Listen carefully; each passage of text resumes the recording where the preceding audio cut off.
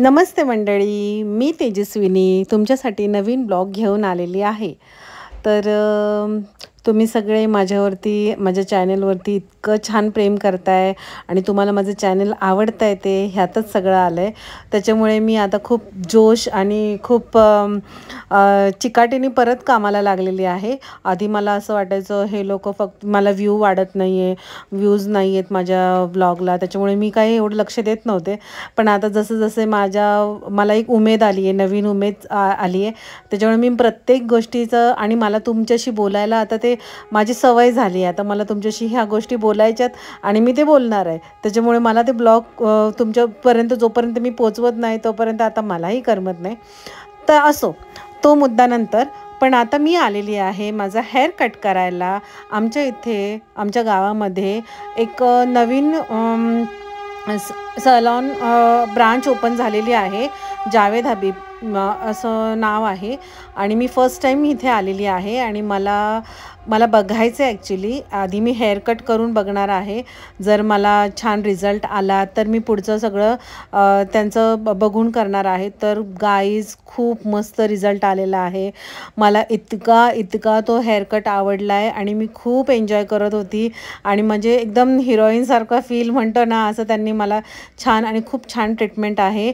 आणि त्यांनी मला जसं हवं आहे त्यांनी आधी मला विचारलं, तुम्हाला काय म्हणजे प्रॉब्लेम काय आहे, तुम्हाला काय करायचं आहे, तुमचे शॉर्ट हेअर आहेत, म्हणजे हेअर पण असे खूप असे सिल्की आहेत आणि ठीक आहेत, तर तुम्हाला काय पाहिजे वगैरे आधी मला सगळं विचारून घेतलं। आणि त्यानंतर त्यांनी जो काय माझा हेअर कट केला आहे त्यामध्ये मी खूप खुश आहे आणि मी खूप एन्जॉय करत होती त्या सलॉनमध्येच। माझे व्हिडिओज आणि माझं सगळं हेअरकट झाल्यानंतर मी त्यांची ॲक्च्युली आधी परमिशन घेतली का मी व्हिडिओज वगैरे काढू का, रील्स बनवू का, आणि त्याच्यानंतर मी त्यांना हे सगळं ब्लॉग शूट करू का। तर त्यांनाही खूप आनंद झाला की त्यांनाही त्यांच्या सलॉनचं कोणीतरी दाखवते म्हणून ते पण मला बोलले, येस मॅम तुम्ही करू शकता ब्लॉग शूट। आणि मी खूप एक्सायटिंग होते आधी तिथे जाण्यासाठी आणि मी आधी जाऊन आली होती, पण मी तिथे फक्त बघून आली होती की नवीन झालं आहे चालू तर कसं आहे। पण मला खूप छान वाटलं आणि मी खूप छान रील्स वगैरे बनवलेत। तर मंडळी, जेव्हा मी घरी आले तेव्हा आमच्या आकाशामध्ये म्हणजे आमच्या आकाशामध्ये म्हणजे सगळ्यांच्याच आकाशामध्ये आमच्या इथून छान असं मस्त इंद्रधनुष्य दिसत होतं।